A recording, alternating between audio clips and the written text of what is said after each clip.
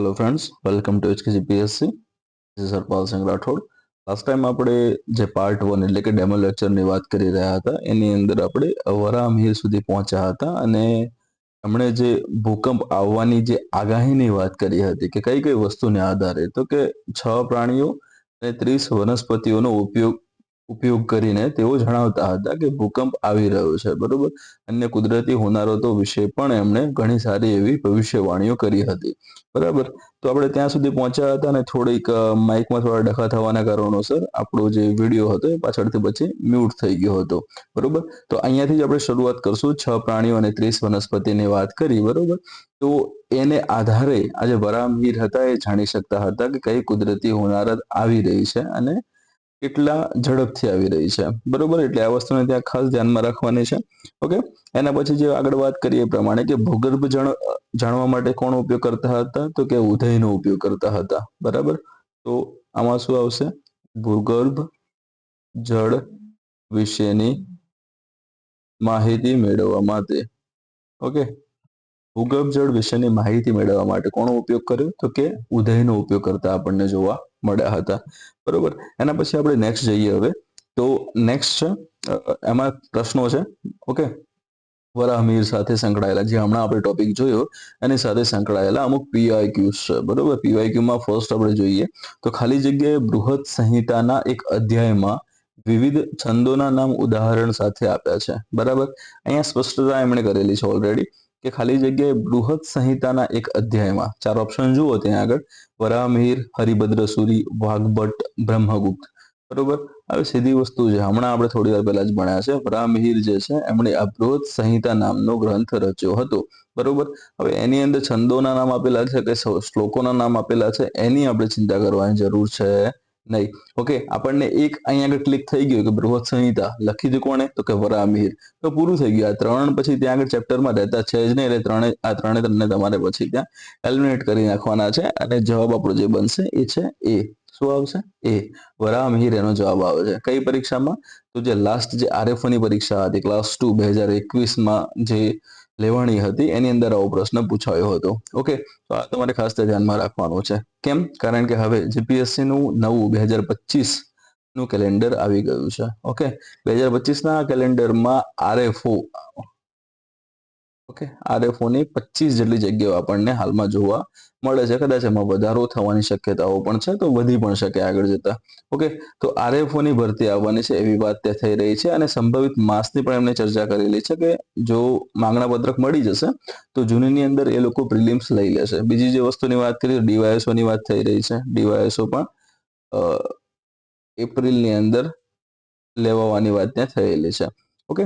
તો ડીવાયએસઓમાં પણ સેમ છે કે ખાસ કરીને જે દિવ્યાંગ ઉમેદવારો છે એમની ત્યાં ચર્ચા કરવામાં હાલ પૂરતી આવેલી છે, પરંતુ આગળ જતા જો ઝડપથી માંગણા પત્રકો મળી જાય છે, ખાલી જગ્યાઓની વિગત મળી જાય છે, તો પછી એપ્રિલ મહિનાની અંદર ડીવાયએસઓની પણ પ્રિલિમ્સ પરીક્ષા ત્યાં આવી શકે છે, બરોબર. એટલે જે આપણે લાસ્ટ ટાઈમ જે ચર્ચા કરી હતી એ પ્રમાણે કે હવે જીપીએસસી 1-2, ઓકે, 1 and 2 ની અહીં આગળ વાત કરીએ તો 1-2 એક જ આપણે અહીં આગળ એક ગોલ નહીં આવે આની અંદર, બરોબર. આની સાથે સાથે તમારે ડીવાયએસઓ પણ થઈ જશે અને આરએફઓ ની પણ પરીક્ષાની તૈયારી સારી એવી આ સાયન્સ એન્ડ ટેકનોલોજીના કોર્સ સાથે થઈ જશે. એટલે ત્યાં સુધી આપણે આ કોર્સને એક્સટેન્ડ કરવાનું વિચારી રહ્યા છે, બરોબર. તો એની તમે ચિંતા કરશો ને, બરોબર. ઓકે. ચલો અહીંયા આગળ પાછા આવી જાઓ. એટલે ટૂંકમાં આ વસ્તુ એવું કહેવા માંગે છે કે ઘણી બધી એકેડેમી છે ગાંધીનગરની અંદર કે જેમાં કહેવાતા બહુ સ્માર્ટ અને શ્રેષ્ઠ શિક્ષકો ત્યાં ભણાવતા હોય છે, પરંતુ ઘણા શિક્ષકો હું જોઉં છું ત્યાં સુધી આવો કોઈ ટોપિક ત્યાં આગળ લેતા છે નહીં, બરોબર. આ એને સાઈડ કરી દેતા હોય છે. તો સાઈડ કરે એનું માઇનસ પોઈન્ટ કોને અડવાનો છે? સ્ટુડન્ટને અડવાનો છે. કેમ? કારણ કે એને એ પ્રશ્નનો જવાબ નહીં આવડે, બરોબર. તો આપણે એ નાનામાં નાની વિગત, જ્યાં સુધી હું જાણું છું ત્યાં સુધી નાનામાં નાની કોઈ વિગત છે જે આપણા લેક્ચર અને આવનારી પરીક્ષા માટે ઉપયોગી હશે, બરોબર, એ બધી જ વિગતોને હું આની અંદર કવર કરવાનો ટ્રાય કરીશ, બરોબર. એટલા માટે તમને કીધું હતું કે વધારે ચિંતા ન કરતા હું મારાથી બનતો તમામ પ્રયત્ન કરી દઈશ જેથી કરીને તમને વાંધો ના આવે. ઓકે. ચલો. તો અહીંયા વરાહમિહિરની આપણે વાત કરી હતી. ઓકે. તો આરએફઓની એક્ઝામમાં પ્રશ્ન પૂછાઈ ગયો. એના પછી જીપીએસસી ક્લાસ 1-2 ની વાત કરીએ 2024, એટલે કે ગયા વર્ષની જ જીપીએસસી. ઓકે.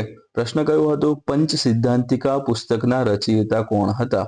પંચ સિદ્ધાંતિકા યાદ કરો, હમણાં થોડી વાર પહેલા આપણે જોયું હતું કોણ? ચાર ઓપ્શન આપેલા છે. નાગાર્જુન, નાગાર્જુન તો હજુ સુધી આવ્યા જ નથી. ઓકે, વરાહમિહિરની આપણે વાત કરી હતી કે હા વરાહમિહિર આવી ગયા. ચાણક્ય છે, આર્યભટ્ટ છે, આર્યભટ્ટ ત્યાં આગળ સંકળાયેલા નથી. ઓકે, તો બે ઓપ્શનમાં તમને હમણાં જ ખબર છે. જો તમને સ્લાઇડ સુધી લઈ પણ જાઉં પાછળને, તો અહીંયા આગળ જુઓ, વરાહમિહિરે જે રચનાઓ કરી હતી, ચાર રચનાઓ કરેલી આપણને જોવા મળે છે. પહેલી રચના તમે જોશો તો પહેલી કઈ તો બૃહદ સંહિતા આપણને જોવા મળે છે. ઓકે, બીજી રચના તમે જોવા જશો તો પંચ સિદ્ધાંતિકા આપણને જોવા મળે છે. ત્રીજી રચના તમે જોશો તો બૃહદ જાતક અને ચોથી છે લઘુ જાતક. તો હમણાં પ્રશ્ન કયો પૂછાયો હતો? એટલે કે 2024ની પ્રિલિમ્સમાં કયો પ્રશ્ન પૂછાયો હતો ક્લાસ 1-2 ની? તો કે પંચ સિદ્ધાંતિકાના રચયિતા કોણ છે? તો જવાબમાં કોણ આવશે? વરાહમિહિર પોતે ત્યાં આગળ જવાબ આવશે. ઓકે, તો અહીં આગળ સીધી વસ્તુ કે ચાર ઓપ્શન આપેલા છે, જવાબ કયો આવે? તો કે વરાહમિહિર એનો જવાબ આવશે. ઓકે, એટલે તમારો આ 1 માર્ક સીધો ખીચામાં. નેક્સ્ટ જોઈએ હવે મહર્ષિ કપિલની આપણે વાત કરીએ તો મહર્ષિ કપિલ જે છે એમનું જે સંશોધનનું ક્ષેત્ર હતું એ બ્રહ્માંડ વિજ્ઞાન ક્ષેત્રે હતું. ઓકે, બ્રહ્માંડ વિજ્ઞાન ક્ષેત્રે એમનું સંશોધન રહેલું ખાસ આપણને જોવા મળે છે અને એને અનુસંધાને એમણે ઘણા બધા નિયમો અને તારણો સુધી તેઓ પહોંચ્યા હતા. બરાબર, એટલા માટે તેમને બ્રહ્માંડ વિજ્ઞાનના પિતા તરીકે ઓળખવામાં આવે છે. બ્રહ્માંડ વિજ્ઞાનના પિતા તરીકે એમને ઓળખવામાં આવે છે. એટલે ખાસ આ વસ્તુ ધ્યાનમાં રાખવાની છે મહર્ષિ કપિલ સાથે. ઓકે, બીજી જે વસ્તુ જે આપણે વાત કરીએ એ પ્રમાણે કેમ પિતા કીધા? કેમ? કારણ કે બ્રહ્માંડ જે છે એ બ્રહ્માંડની ઉત્પત્તિ સાથે સંકળાયેલા સિદ્ધાંતો તેમણે આપ્યા હતા. બરોબર, સિદ્ધાંતો તેમણે આપ્યા હતા, એટલા માટે તેમને બ્રહ્માંડ વિજ્ઞાનના પિતા તરીકે ઓળખવામાં આવે છે. તો આ વસ્તુ ત્યાં આગળ ધ્યાનમાં રાખવાની તમારે રહેશે. ઓકે, દેન એના પછી ફરીથી આ ક્ષેત્રમાં પણ ગુજરાતીઓએ બહુ મોટો એવો ફાળો ભજવેલો આપણને જોવા મળે છે. પહેલા આપણને જોવા મળે છે પંડિત કેવલરામ. ઓકે, કેવલરામની વાત કરીએ ને તો સવાઈ જયસિંહ જે થઈ ગયા, સવાઈ જયસિંહ સવાઈ જયસિંહ જે થઈ ગયા, એમની સાથે સાથે એમણે 7 જેટલા ગ્રંથોની રચના કરી હતી. બરોબર, 7 જેટલા. અમુક અમુક સંદર્ભ તમે જોવા જશો તો ત્યાં 8 પણ જવાબ જોવા મળે છે. તો ટૂંકમાં 7 થી 8 જેટલા ગ્રંથોની રચના કરેલી આપણને જોવા મળે છે. એની સાથે સાથે એમણે બીજું કાર્ય કયું કર્યું? બીજું કાર્ય તમે જોવા જશો તો એમણે જયસિંહ સાથે મળીને એટલે કે સવાઈ જયસિંહ સાથે મળીને જે જયપુરની અંદર જે જંતર મંતર આવેલી છે. ઓકે, જંતર મંતર એ શું છે? તો કે એક વેધશાળા છે. બરોબર, તો જયપુરમાં આવેલી જે વેધશાળા છે એ વેધશાળા બનાવવામાં પણ એમણે મહત્વનો ભાગ ભજવેલો આપણને જોવા મળે છે. ઓકે, તો એ તમારે ત્યાં ધ્યાનમાં રાખવાનું રહેશે. તો એમાં પણ સૌથી સારામાં સારો ભાગ આ પંડિત કેવલરામે ભજવેલો આપણને જોવા મળે છે. અને બીજી જે વસ્તુ એ છે કે સવાઈ જયસિંહની આપણે ઓલરેડી આગળ વાત કરી હતી. એમણે 5 જેટલી વેધશાળાઓ બંધાવી હતી. તો આજે 5 જેટલી વેધશાળાઓ જે છે એમાં સૌથી મોટામાં મોટી વેધશાળા, એવો જો પ્રશ્ન ક્યાંય ભૂલથી આવી જાય તો એમાં જવાબ જયપુર જ આવશે. જયપુરની અંદર જે આ જંતર મંતર નામની જે વેધશાળા આવેલી છે એ સવાઈ જયસિંહ દ્વારા બનાવવામાં આવેલી 5 વેધશાળાઓ પૈકી સૌથી મોટામાં મોટી આપણને આ વેધશાળા જોવા મળશે. ઓકે, તો આને ખાસ તમે ત્યાં ધ્યાનમાં રાખી લેજો. બીજા પછી ત્યાં આગળ વાત કરીએ આપણે, પંકજ જોશી આવે છે. ઓકે, પંકજ જોશી જે છે એમણે બ્લેક હોલ સાથે સંકળાયેલ નેક્ડ સિંગ્યુલારિટી નેક્ડ સિંગ્યુલારિટી નામની થિયરી જે છે, ટૂંકમાં એનો સિદ્ધાંત આપેલો આપણને જોવા મળે છે. તો એમણે બ્લેક હોલ સાથે સંકળાયેલા જે નેક્ડ સિંગ્યુલારિટી નામની જે પ્રક્રિયા છે, જે થિયરી છે, એના વિશેનો સિદ્ધાંત કોણે આપ્યો હતો? તો કે પંકજ જોશીએ આપેલો આપણને જોવા મળે છે. એના પછી જીતેન્દ્ર જટાશંકર રાવળની વાત કરીએ તો જીતેન્દ્ર જટાશંકર રાવળ જે છે એમણે નેપચ્યુનના ઉપગ્રહ શોધ્યા હતા. બરોબર, અને એ સિવાય તમે જોવા જશો તો ગુરુ અને શનિના વલયો શોધ્યા હતા. એટલે આ બે વસ્તુ તમારે જીતેન્દ્ર જટાશંકર રાવળની અંદર યાદ રાખવાની રહેશે. ઓકે, આટલે સુધી ત્યાં આગળ તમને આ છેલ્લું આ ભાગ આપણો જોવા મળશે આ ખગોળશાસ્ત્ર બાબતે. બરાબર. નેક્સ્ટ હવે એમાં ટોપિક આપણો નવો આવશે, એ છે ચિકિત્સા ક્ષેત્રની આપણે વાત કરશું. ઓકે, ચિકિત્સામાં તમે જોવા જશો તો આના પણ મૂળિયા તમને ક્યાં સુધી વિસ્તરેલા જોવા મળે છે, તો કે સિંધુ સંસ્કૃતિ સુધી આના મૂળિયા વિસ્તરેલા આપણને જોવા મળે છે. ઓકે, સિંધુ સંસ્કૃતિ સુધી કેમ આપણે કીધું, કારણ કે એ વખતે પણ આ ચિકિત્સા સાથે સંકળાયેલી વિવિધ પ્રક્રિયાઓ, વિવિધ પદ્ધતિઓ આપણને જોવા મળતી હતી અને ઓપરેશનના પણ અવશેષો આપણને જોવા મળેલા છે. ઓકે, હવે વાત આવી ઓપરેશનની, તો ભાઈ ઓપરેશન કઈ રીતે કરતા હતા, એ લોકો આટલા બધા એડવાન્સ હતા, આપણને કઈ રીતે ખબર, તો એના પુરાવા મળે છે ભાઈ. ઓકે, આજે તમને ખોપરી જોવા મળે છે, ખોપરીની અંદર જે આજે કાણા તમને જોવા મળે છે ને, એ કાણા નેચરલ કાણા નથી, આ કાણા કરવામાં આવેલા છે. ઓકે, તો ખોપરી જે છે એ ખોપરીની અંદર આવું કાણું કરવામાં આવે છે અને કાણું કર્યા બાદ આ જે કાણું કર્યું છે એના બાદ એ જગ્યાએ એટલે કે અંદરની તરફ જે મગજનો ભાગ જે આવેલો છે એ જગ્યાએ ઓપરેશન કરવામાં આવે છે. ઓકે, એક ટૂંકમાં સીધી વસ્તુ એક લાઈનમાં મારે તમને કહેવી હોય તો એનો મિનિંગ કઈ રીતનું આવશે, તો ખોપરી જે માનવ ખોપરી છે એની અંદર એ હાડકાની અંદર છેદ કરીને મગજના ભાગ સુધી ત્યાં પહોંચવામાં આવે છે અને પછી ઓપરેશન કરવામાં આવતું હતું. અને આ જે પદ્ધતિ જે છે એને ટ્રેફિનેશન પદ્ધતિ તરીકે ઓળખવામાં આવે છે. એને ટ્રેફિનેશન પદ્ધતિ તરીકે ઓળખવામાં આવે છે. શેને, તો કે ખોપરીમાં કાણું કરીને ઓપરેશન કરવાની જે પદ્ધતિ છે એને ટ્રેફિનેશન પદ્ધતિ તરીકે ઓળખવામાં આવે છે અને જેના પુરાવા સિંધુ સભ્યતાની જે અલગ અલગ સાઇટ્સ છે ત્યાંથી મળી આવેલા હાડપિંજરની ખોપરીમાંથી મળી આવેલા આપણને જોવા મળે છે. એટલે એ વસ્તુ તમારી ક્લિયર થશે કે કેમ આપણે સિંધુ સાથે એને ત્યાં જોડ્યું હતું. બરોબર, આયુર્વેદિકની રીતે પણ એવું બહુ આગળ પડતા આપણને જોવા મળે છે. ઓકે, પછી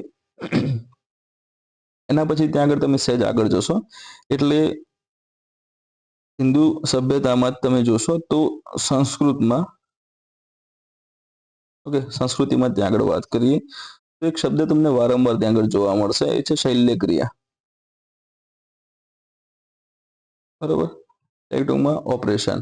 જે ઓપરેશનની જે વાત કરી છે ને એ વસ્તુ મેં તમને હમણાં જે આ સમજાયું બસ એ જ તમને ત્યાં જોવા મળશે. એટલે એની સાથે ડાયરેક્ટલી આ ઇન્ટરલિંક થતું આપણને જોવા મળે છે. એટલે શૈલ્ય ક્રિયાના અવશેષો ત્યાં જોવા મળ્યા હતા એવું આપણે એમાં કહી શકીએ. બરોબર, મોટું જોવા જઈએ તો ચિકિત્સા જે છે એ સીધું આપણને આરોગ્ય સાથે સંકળાયેલું જોવા મળે છે. બરોબર, એટલે આરોગ્યની વાત આવે તો થોડા નાના મોટા એમાં ફેક્ટ પણ જોડાયેલા છે. ફેક્ટ કયા કયા છે, તો આરોગ્યના વેદ તરીકે કયો વેદ ઓળખાય છે. બરોબર, આપણને સીધું ખબર છે કે હિન્દુ માન્યતા પ્રમાણે 4 વેદ આપણને જોવા મળે છે. બરોબર, 4 અલગ અલગ વેદ તમે જોવા જાઓ તો ઋગ્વેદ તમને જોવા મળશે, યજુર્વેદ તમને જોવા મળે છે, યથર્વેદ તમને જોવા મળે છે અને સામવેદ તમને જોવા મળશે. બરોબર, આ 4 વેદ આપણને જોવા મળે છે. તો એમાં આરોગ્યના વેદ તરીકે કયો વેદ ઓળખાય છે, આવો જે પ્રશ્ન હોય તો એમાં આપણો જવાબ આવશે અથર્વવેદ. કયો જવાબ આવે છે, તો કે અથર્વવેદ જવાબ એનો આવશે. હવે આ જે અથર્વવેદ છે એનો એક ઉપવેદ પડતો આપણને જોવા મળે છે, એનો જ એક ભાગ, એટલે જેને આપણે ઉપવેદ તરીકે ઓળખીએ છીએ. એ કયો, તો એ છે આયુર્વેદ. ઓકે, તો આયુર્વેદ છે એ શેનો ઉપવેદ છે, તો એમાં જવાબ આવશે આપણો અથર્વવેદ જવાબ આવી શકે ત્યાં. ઓકે, આયુર્વેદની ત્યાં આગળ વાત કરીએ આપણે તો આયુર્વેદને 5મા વેદ તરીકે પણ ઓળખવામાં આવે છે. માન્યતા પ્રાપ્ત નથી એને કે આને આ જ 5મો વેદ છે, પરંતુ એને 5મા વેદ તરીકે પણ ઓળખવામાં આવે છે. એ આપણે ખાસ ત્યાં ધ્યાનમાં લેવાનું રહેશે. ઓકે, તો આયુર્વેદ એ કયા વેદનો અથવા કયા ગ્રંથનો ઉપવેદ છે, તો એમાં જવાબ આવશે આપણો અથર્વવેદ. બરાબર, તો એ આરોગ્યના વેદ તરીકે કયો ઓળખાય છે, તો કે અથર્વવેદ ઓળખાતો આપણને જોવા મળે છે બીકોઝ ઓફ આયુર્વેદ. ઓકે, હવે એની અંદર બીજી મહત્વની વાત કરીએ તો એ છે આરોગ્યના દેવતા. આરોગ્યના દેવતા અથવા તો ઔષધિના દેવતા તરીકે પણ તમે એને જાણો છો અથવા ઓળખતા હશો. તો આરોગ્યના દેવતા તરીકે કોને ઓળખવામાં આવે છે, તો જવાબ આવશે એમાં ધન્વંતરી. ઓકે, ભગવાન ધન્વંતરી છે એમને આરોગ્યના દેવતા તરીકે ઓળખવામાં આવે છે અને આ ધન્વંતરીની જ યાદમાં ધનતેરસ ઉજવવામાં આવે છે. કેમ ધનતેરસ, કારણ કે ધન એટલે અત્યારે આપણા માટે ધન એટલે પૈસા, એ થઈ ગયું છે. બરાબર, પરંતુ જ્યારે ત્યારે આજે જમાનાની આપણે વાત કરી રહ્યા છે. બરોબર, કે ઈસવીસનની સદીઓ પહેલાની ત્યાં આગળ વાત થઈ રહી છે, ઈસવીસનની સદીની આસપાસ ત્યાં આગળ વાત થઈ રહી છે. બરોબર, તો એ વખતના વ્યક્તિઓ માટે ફક્ત ધન કમાવવું એ જ ત્યાં પ્રાથમિકતા નહોતી. એમના માટે પ્રાથમિકતા શું હતી કે એટલું ધન હોવું જોઈએ કે જેથી કરીને આપણે સારું એવું સ્વસ્થ નિરોગી જીવન અને હસી ખુશીથી સુખેથી જીવી શકીએ. બરોબર. તો એમને પછી એવું કંઈ નહોતું કે ભાઈ બેંક છે, બેંકની અંદર 7 ડિજિટ આપણા બેલેન્સ થઈ જવું જોઈએ, 8 ડિજિટ આપણું બેલેન્સ થવું જોઈએ. તો એમને એવડી મોટી ત્યાં મહત્વાકાંક્ષાઓ કોઈ મોટી હતી નહીં. બરોબર. એમને ખાલી સુખેથી શાંતિથી સ્વસ્થ જીવન જીવવું હતું. એટલા માટે સ્વસ્થ જીવન ઉપર એમણે વધારે ત્યાં ભાર આપ્યો અને સ્વસ્થ જીવન એટલે કે જે સ્વાસ્થ્ય તમારું સારું હશે તો એ આ વિશ્વનું સૌથી મોટામાં મોટું ધન છે એવું ત્યાં આગળ એમણે સાબિત કરેલું આપણને જોવા મળે છે. એટલા માટે આજે ધન શું તો કે સ્વાસ્થ્યની ત્યાં વાત કરવામાં આવે છે. સારું સ્વાસ્થ્ય હશે તો એ વિશ્વનું સૌથી મહાન અને મોટું એવું ધન ત્યાં સાબિત થશે. ઓકે. તો એટલા માટે આજે આરોગ્યના દેવતા છે જે ધન્વંતરી એમની યાદમાં ધનતેરસ ઉજવાતી આપણને જોવા મળે છે. ઓકે. એટલું ત્યાં ક્લિયર થઈ ગયું.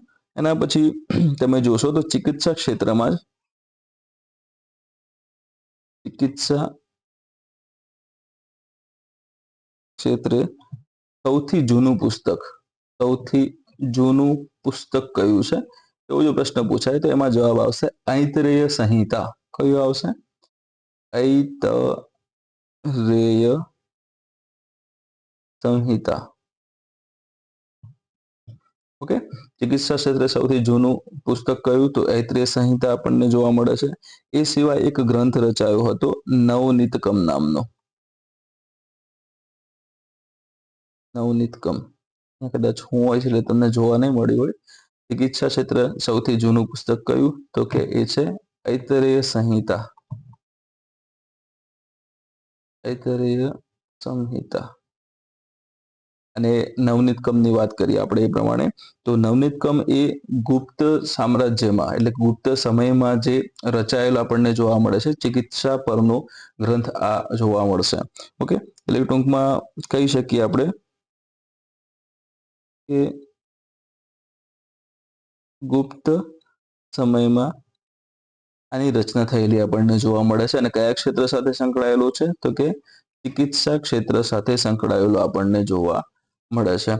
કોણે આની રચના કરી હતી એ વિશે કોઈ જ વિગતો હાલના સમય મુજબ પ્રાપ્ત થયેલી જોવા મળતી નથી. એટલે એ ખાલી ખોટી હાય હાય કરતા નહીં. અને જો તમને જાણવા મળે છે કે હા કોના દ્વારા આની રચના કરવામાં આવી હતી તો મને પણ પ્લીઝ જણાવજો. મને આનંદ થશે અને આવનારા જ્યાં પણ મારા લેક્ચર્સ લેવા છે ત્યાં હું એમને જણાવીશ. આપણને જ્ઞાન લેવામાં કોઈ છોછ નથી. બરોબર. તો મને ત્યાં આગળ તમારે એ જણાવવાનું રહેશે.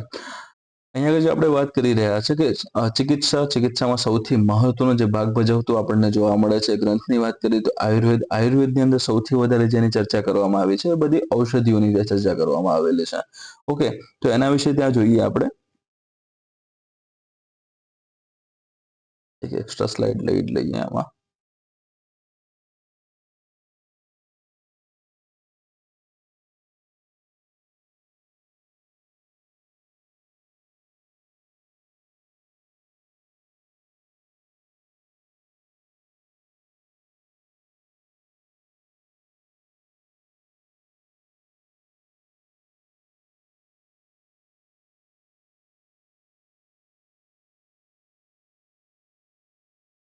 રેડી.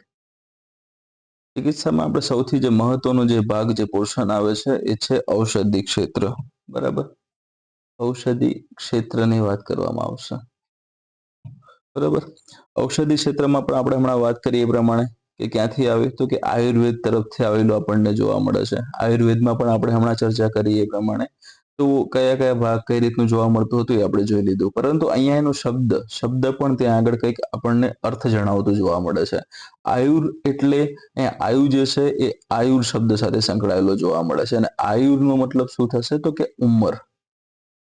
બરોબર. એટલે તમને થોડી વાર પહેલા મેં કીધું હતું એ પ્રમાણે કે જે એ વખતના જે લોકો હતા એ લોકો જે પોતાનું સ્વાસ્થ્ય છે એ સ્વાસ્થ્યને પોતાની સાચી મૂડી સાચું ધન તરીકે ઓળખતા હતા. બરોબર. એટલા માટે પોતાની ઉંમર એટલે મેઇન વસ્તુ કઈ હતી કે લાંબુ જીવો, સુખથી જીવો, નિરોગી રીતે જીવો. એટલે વસ્તુ આ જ આવે. લાંબુ જીવવું એટલે કે ઉંમર એટલે કે વધારે ઉંમર સુધી તમારે જીવતા રહેવાનું છે નિરોગી રીતે. તો એની સાથે સંકળાયેલો આ ભેદ આપણને જોવા મળે છે. ઓકે. હવે એની અંદર તમે જોશો ને તો આ ઔષધિ ક્ષેત્ર છે એની સાથે બહુ મોટી મોટી હસ્તીઓ જોડાયેલી જોવા મળે છે. જેમ કે તમે જોવો છો, નામ સાંભળ્યું હશે ક્યાંક કે ચરકનું તમે નામ સાંભળ્યું હશે, બરાબર. સુશ્રુતનું નામ તમે સાંભળ્યું હશે. ઓકે. પછી જીવકનું નામ તમે સાંભળ્યું હશે, બરાબર. એના પછી ઋષિ અત્રેયનું તમે નામ સાંભળ્યું હશે. ઋષિ અત્રેયનું તમે નામ સાંભળ્યું હશે. અશ્વિની કુમારો વિશે પણ તમે જાણતા હશો. અશ્વિની કુમારો વિશે પણ તમે ક્યાંક ને ક્યાંક સાંભળ્યું હશે, બરોબર. તો આ બધા તમે જોવા જાઓ, આના સિવાય પણ ઘણા બધા હતા, પરંતુ સૌથી વધારે પ્રખ્યાત તમને આ હસ્તીઓ જોવા મળે છે.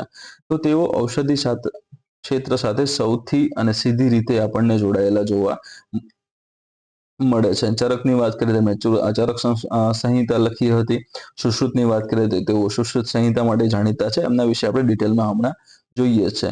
જીવક અને ઋષિ અત્રેયની આપણે વાત કરીએ તો અહીંયા આગળ જુઓ કે ઋષિ અત્રેય જે છે ને, એ હર્યક વંશના જે રાજા છે, હર્યક વંશના રાજા, નામ હતું એમનું બિંબિસાર. ઓકે. હર્યક વંશના જે રાજા છે બિંબિસાર, એ બિંબિસારના તેઓ રાજવૈદ્ય હતા. બિંબિસારના દરબારમાં તેઓ રાજવૈદ્ય તરીકે વિરાજિત હતા. એટલે આ ઋષિ અત્રેય ત્યાં આગળ આવતા આપણને જોવા મળશે, અને હર્યક વંશ સાથે જોડાયેલા સીધા આપણને એ જોવા મળે છે. હવે એના પછી જે વાત કરીએ કે જે જીવક ત્યાં આવતા જોવા મળે છે. જીવક જે છે એ સીધે સીધા બુદ્ધના સમયગાળા સાથે સંકળાયેલા આપણને જોવા મળશે, બરાબર. એટલા માટે એમને ગૌતમ બુદ્ધના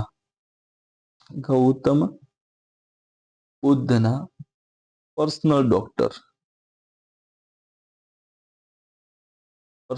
ડોક્ટર તરીકે પણ ઓળખવામાં આવે છે. એટલે આ વસ્તુ ત્યાં જીવક સાથે સંકળાયેલી તમને જોવા મળશે, બરોબર. અને આ બંને એકબીજા સાથે જોડાયેલા પણ આપણને જોવા મળે છે. કે કઈ રીતે જોડાયેલા છે, તો એની વાત કરીએ તો આ જે બંને જે છે એ ગુરુ અને શિષ્ય હતા, બરોબર. જીવક જે છે એ ઋષિ અત્રેયના શિષ્ય હતા. એટલે કે ઋષિ અત્રેય કોના ગુરુ, તો કે જીવકના ગુરુ હતા. એટલે જીવક શું થયા અહીંયા, શિષ્ય થયા છે. અને ઋષિ અત્રેય કોણ હતા, તો એ એમના ગુરુ હતા. એટલે આ વસ્તુ પણ તમારે ત્યાં આગળ ખાલી ધ્યાનમાં રાખવાની રહેશે. એટલે ઔષધિ ક્ષેત્રમાં મહાન હસ્તીઓની આપણે વાત કરી, બરાબર. એના પછી તમે જોશો તો જે ફર્સ્ટ આપણે ચર્ચા કરવા જઈ રહ્યા છે એ છે ચરક. આગળ સ્લાઇડ છે તો ત્યાંથી જ આપણે શરૂઆત કરશું. ફર્સ્ટ તમને જોવા મળે છે ચરક. આજે હમણાં આપણે વાત કરીએ કે ચિકિત્સા ક્ષેત્રમાં, એમાં પણ ઔષધિ ક્ષેત્રમાં સૌથી મોટું એવું ત્યાં એમને ફાળો આપેલો જોવા મળે છે.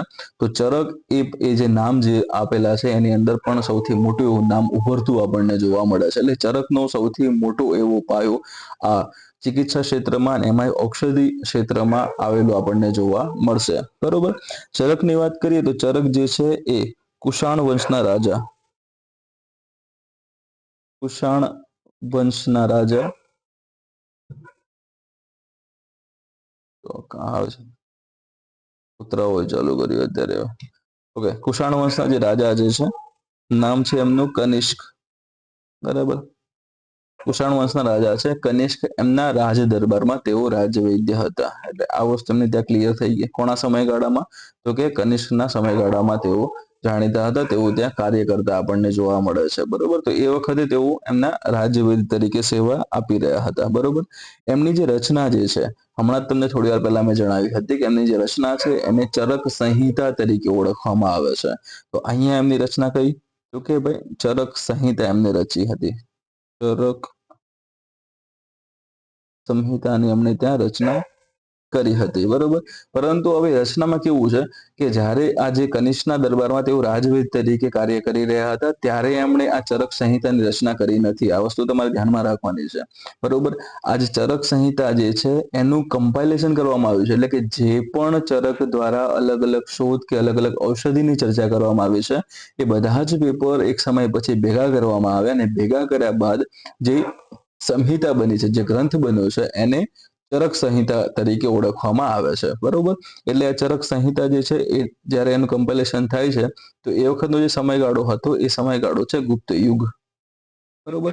એટલે સીધી રીતે શું કહેવાશે કે ગુપ્ત યુગમાં ચરક સંહિતાનું કમ્પાઇલેશન થતું આપણને જોવા મળે છે. બરોબર. એટલે કે ગુપ્ત યુગમાં આ ગ્રંથસ્થ થતી આપણને જોવા મળે. એના પછી જે સૌથી મહત્વની વસ્તુ એમની જે પણ નવી નવી શોધો, નવી નવી રચનાઓ છે એના ઉપરથી એમને ઔષધિ વિજ્ઞાનના પિતા તરીકે ઓળખવામાં આવે છે. ઔષધિ વિજ્ઞાનના પિતા તરીકે પણ ચરકને ઓળખવામાં આવે છે. તો આ વસ્તુ પણ તમારે એમાં ધ્યાનમાં રાખવાની રહેશે. બરાબર. બીજી જે વસ્તુ તમે આગળ જોવા જશો તો ચરકે કયા ક્ષેત્રમાં અને કઈ રીતે કામ કર્યું હતું એ પણ થોડું આપણે જાણવું જરૂરી છે. તો એ ચરક જે છે એમણે માનવના જે ચયાપચય છે, બરોબર, એટલે સીધી રીતે જોવા જઈએ તો પાચન તંત્ર સાથે સંકળાયેલ પ્રક્રિયા, બરોબર. તો ચયાપચય અને પાચન તંત્રને આધારે એમણે રોગોની ઓળખ અને માનવ શરીરની વિવિધ પ્રકૃતિઓની એમણે ચર્ચા કરી હતી. પ્રકૃતિની વાત કરીએ તો કઈ કઈ, તો કે આપણે વાત તમે નામ સાંભળ્યું, પિત્ત તમે નામ સાંભળ્યું હશે, કફ તમે નામ સાંભળ્યું હશે. ઓકે, વાત, પિત્ત અને કફ આ માનવ શરીરની અલગ અલગ પ્રકૃતિ જોવા મળે છે. બરોબર. તો આ અલગ અલગ પ્રકૃતિ વિશે ચર્ચા કરનાર પણ સૌપ્રથમ કોણ હતા, તો કે ચરક આપણને એમાં જોવા મળે છે. એટલે એ વસ્તુ પણ તમારે ત્યાં આગળ ધ્યાનમાં રાખવાની રહેશે. બરાબર.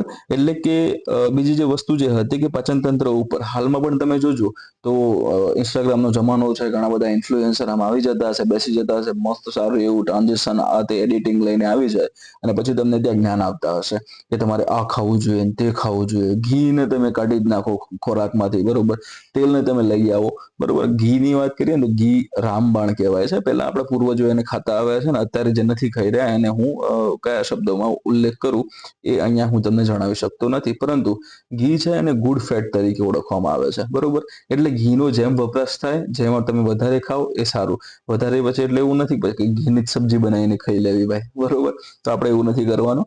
ઘી જે છે એનો પ્રમાણસર ઉપયોગ કરવાનો છે કે દિવસની ડેઈલી તમે 1 થી 2 ચમચી, 3 ચમચી સુધી એમાં વાંધો આવતો નથી. 3 થી વધારે તમે લો તો પછી એ થોડું એક્સ્ટ્રા ત્યાં થઈ જશે. બટ 1-2 ચમચી એવરેજ દરેક દિવસે તમે ખાશો તો તમારા શરીર માટે બહુ સારું એવું છે. રોગ પ્રતિકારક શક્તિ પણ એ વધારવા માટે સક્ષમ છે.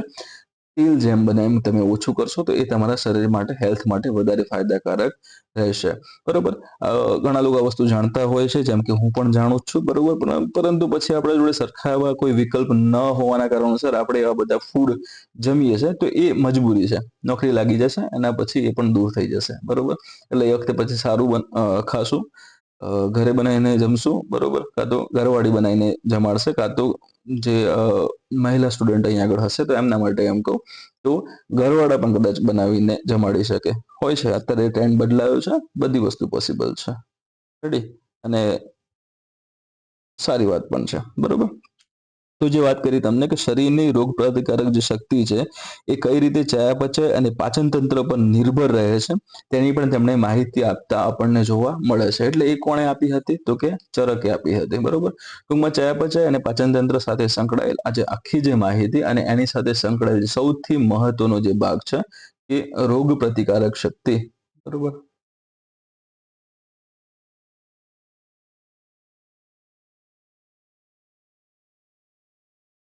તો એની સાથે આ ચયાપચય અને પાચન તંત્ર કઈ રીતે સંકળાયેલું છે એના વિશેની માહિતી ચરક દ્વારા આપવામાં આવી હતી. તો એ વસ્તુ ત્યાં આપણે ધ્યાનમાં રાખવાની રહેશે. નેક્સ્ટ જોઈએ હવે તો સુશ્રુત આપણને જોવા મળે છે. જેમ ચરક બહુ મહાન હસ્તી હતા એમ સુશ્રુત એમનાથી પણ મોટી અને મહાન હસ્તીઓ એમને કહી શકું છું. કારણ કે સુશ્રુતિ વિશે હું થોડુંક વધારે પડતું જાણું છું એટલા માટે. બરોબર. એમને મેં વધારે વાંચ્યા છે, એમને જાણ્યા છે, એટલા માટે એમને હું આ કહી શકું છું. બરોબર. સુશ્રુત જે છે એમને તો સૌથી પહેલા એમનું એ પણ એક પિતા છે. શેના, તો કે શૈલ્ય ચિકિત્સાના. પિતા તો હોય જ ભાઈ, પણ ઓલા પિતા નહીં. શૈલ્ય ચિકિત્સા, શૈલ્ય ચિકિત્સાના પિતા તરીકે એમને ઓળખવામાં આવે છે. પિતા તરીકે ઓળખવામાં આવે છે. બરોબર. એટલે આ ફર્સ્ટ થિંગ ત્યાં આગળ કવર થઈ ગયા આપણે.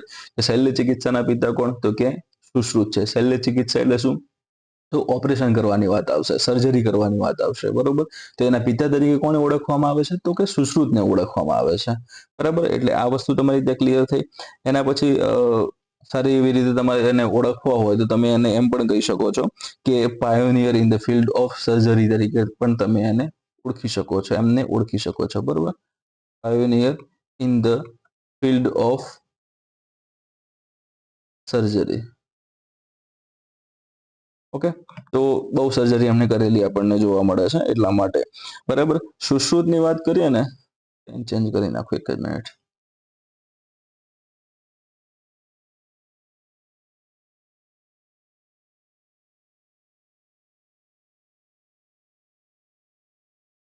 ઓકે, આપણે સુશ્રુતની વાત કરીએ છીએ હાલમાં.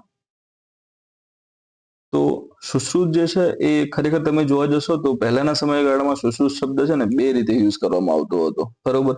એટલે બે રીતે સુશ્રુતને હાલમાં જજ કરવામાં આવે છે કે સુશ્રુત ખરેખર હતા કોણ, એ વ્યક્તિ હતા કે પછી એવો વર્ગ જે બહુ અતિશય જ્ઞાન ધરાવે છે આ ક્ષેત્રનો, બરોબર. અતિશય જ્ઞાન એટલે કઈ રીતે, તો પહેલા સુશ્રુત એટલે કે શું, કે કોઈ એવો વ્યક્તિ છે જે અમુક સમયગાળા સુધી કોઈ પણ આવા એટલે કે શલ્ય ચિકિત્સા સાથે સંકળાયેલો છે, એના વિશે સારી એવી માહિતી મળેલી છે. શલ્ય ચિકિત્સાની સારી એવી માહિતી હોવાના કારણોસર તેઓ આ ક્ષેત્રમાં પ્રવેશ કરે છે અને હાલમાં જેમ ડોક્ટર કામ કરી રહ્યા છે એ પ્રમાણે એ પણ કામ કરતા આપણને જોવા મળે છે. તો એ જે ડોક્ટરની રીતે કામ કરી રહ્યા છે એ આ બધી વસ્તુ જાણે છે, એટલે કોઈ વસ્તુનો સારો એવો જ્ઞાતા તરીકે આપણે ઓળખી શકીએ, સારી એવી માહિતી ધરાવે છે, તો એવા વ્યક્તિઓને સુશ્રુત તરીકે ઓળખવામાં આવતા હતા, બરોબર. એટલે કે એક મિનિંગ એનો ત્યાં આગળ એ થયો.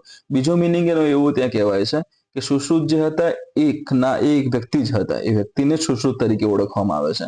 તો બે એના ત્યાં આગળ હાલમાં બંને મત પ્રસરતા આપણને જોવા મળે છે.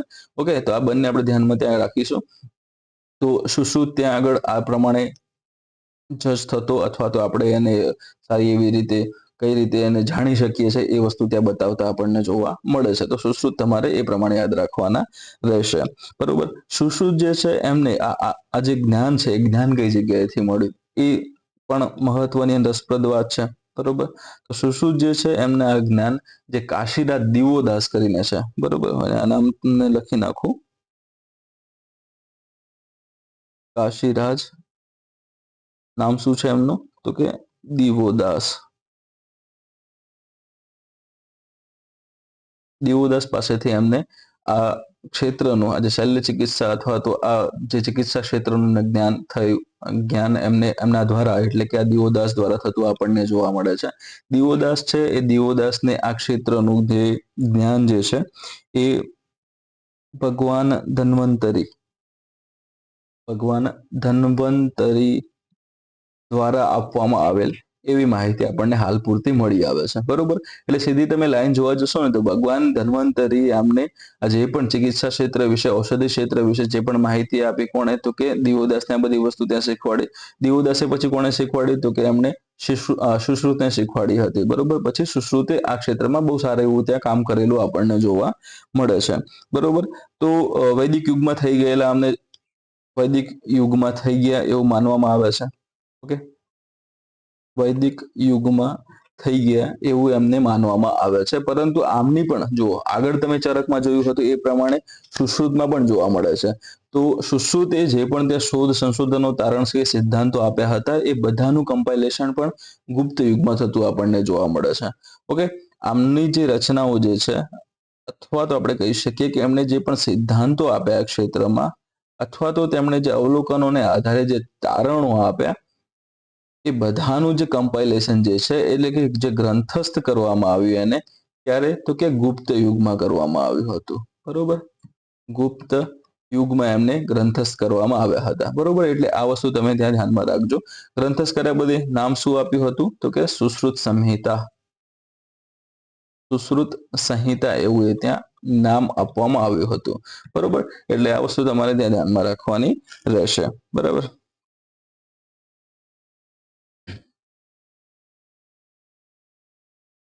હવે ઓલરેડી આપણે લખાઈ ગયું બહુ સારું એવું. ચલો અહીંયા તમે જોઈ રહ્યા છો ફોટોગ્રાફની આપણે વાત કરી લઈએ. તો આ જો એક વ્યક્તિ ત્યાં સૂતો તમને જોવા મળે છે, સૂતો જોવા મળે છે. ચલો આ વસ્તુ એક સારી રસપ્રદ છે કે વ્યક્તિ સૂતો તમને જોવા મળે છે. એ હકીકતમાં સૂતું નથી. એ કઈ અવસ્થામાં છે, તો કે બેહોશ અવસ્થામાં છે, બરોબર. એ વ્યક્તિ ત્યાં બેહોશ થઈને ત્યાં સૂતો છે. હવે બેહોશ એ આપણી સમજણ માટે આ શબ્દ વાપરેલો છે, પરંતુ એકચ્યુઅલમાં કેવું હતું કે વ્યક્તિનું જ્યારે ઓપરેશન કરવાનું હોય ત્યારે ઓપરેશન કરતી વખતે હાલમાં આપણને ખબર છે કે એનેસ્થેસિયા આપવામાં આવે છે દર્દીને, બરોબર? તો એ વખતે એવા કંઈ એનેસ્થેસિયા નહોતા. એ વખતે લોકલ એનેસ્થેસિયા યુઝ કરવામાં આવતા હતા. આયુર્વેદિકની ભાષામાં જોવા જઈએ તો એ તમને જોવા મળશે કે દારૂ, બરોબર? દારૂનો ઉપયોગ કરવામાં આવતો હતો, બરોબર? વ્યક્તિને જે પહેલી ધારનો કે તમે જે રીતે તમે ઓળખતા હો, બરોબર? તો એવો દારૂ તે પીવડાવવામાં આવતો હતો જેથી કરીને વ્યક્તિ ખૂબ જ એવા એના નશામાં જતો રહે, અને નશામાં હોય ત્યારે કોઈ પણ પ્રકારની વાઢકાપની પ્રક્રિયા એના પર થઈ રહી હોય તો એને વધારે દુઃખ ન થાય અને વધારે અસર ન થાય, બરોબર? એટલા માટે જ્યારે ત્યારે એટલે કે એ વખતે વ્યક્તિ જે છે એને બેહોશ કરવા માટે અથવા તો એને કમ્પ્લીટલી તમે જોવા જાઓ તો એની ચેતનાને દૂર કરવા માટે શું તો કે દારૂનો ઉપયોગ કરવામાં આવતો હતો, બરોબર? એ વસ્તુ ધ્યાનમાં રાખવાની છે. બેહોશાભાઈ થઈ ગયા છે, એના પછી તમે જુઓ આંખ ઉપર કામ થઈ રહ્યું છે. તો સુશ્રુત જે હતા એમણે મોતીબિંદ એટલે કે મોતીઓ ઉતારવાની પણ પ્રક્રિયા તેઓ કરતા હતા, એટલે કે તેઓ મોતીઓ ઉતારવા માટે પણ સક્ષમ હતા, એટલે કે મોતિયાના ઓપરેશન તેઓ કરતા હતા. એક વસ્તુ આ થઈ ગઈ.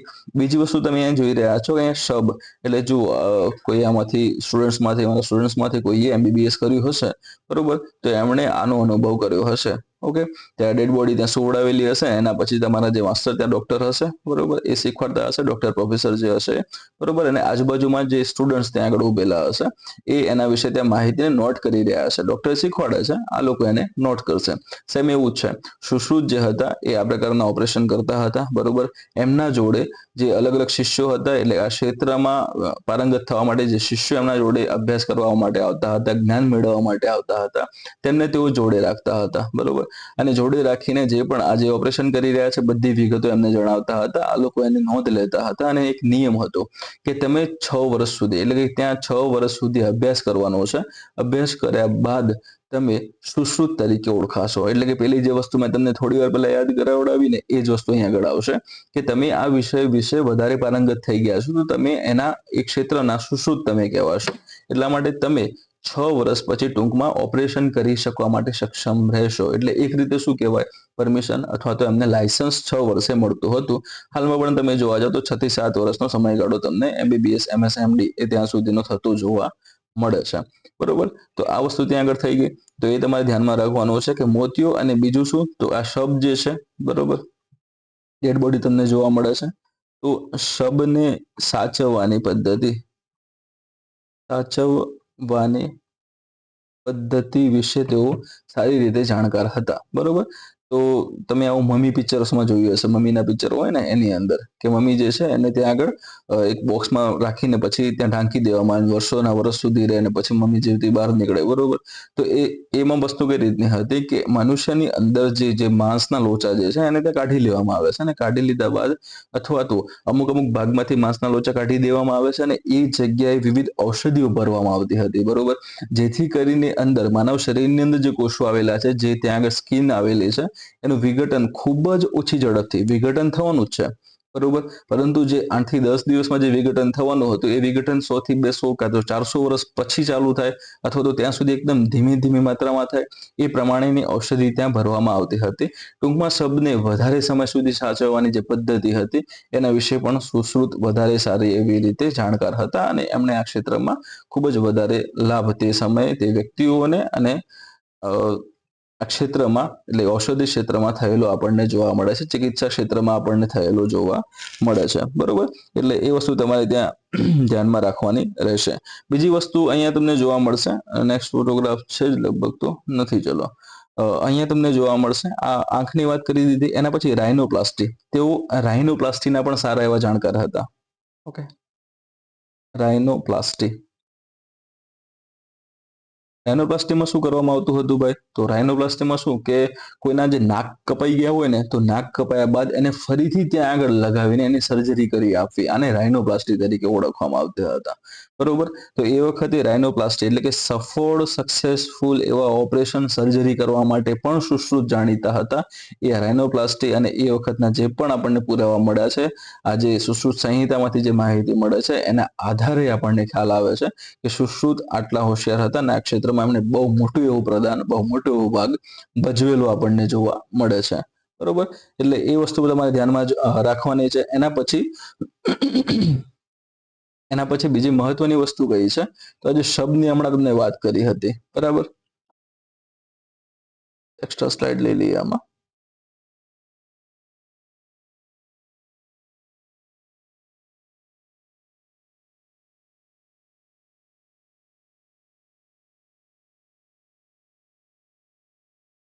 ઓકે, સુશ્રુત જે છે એમણે જે હ્યુમન બોડીની વાત કરીએ,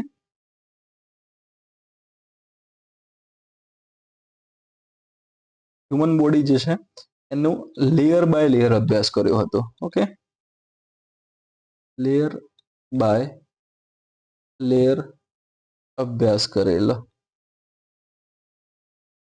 હવે કે આ સાહેબ કઈ રીતે એમણે કર્યું, તો તેઓ શું કરતા હતા, કોઈ નદી ત્યાં વહેતી હોય ને, બરોબર, તો એ નદીની અંદર એક લાકડાની પેટી રાખી દેતા હતા, બરોબર. લાકડાની પેટી તેઓ એક નદીની અંદર આ રીતે રાખી દેતા હતા અને એની અંદર શબને, માનવ શબ્દને બાંધી દેતા હતા. એટલે કે માણસ મૃત્યુ પામે છે તો એની જે મૃતદેહ હોય એ મૃતદેહને ત્યાં આગળ બાંધી દેવામાં આવતો હતો. ઓકે, આ મૃતદેહ આપણો આવી ગયો, મૃતદેહને ત્યાં આગળ બાંધી દેવામાં આવ્યો છે લાકડાની પેટીમાં. અને અહીંયા સુશ્રુત જે છે એ સુશ્રુત અહીંયા આગળ બેસતા હતા અને બેસીને ત્યાં આગળ એના વિશે માહિતી મેળવતા હતા. કે કઈ માહિતી, કે અહીંયા જે પાણી વહેતું છે ભાઈ, બરોબર, તો પાણી વહેતું હોવાને કારણે શું થશે, કે જેમ કે આ માણસનો હાથ છે, બરોબર,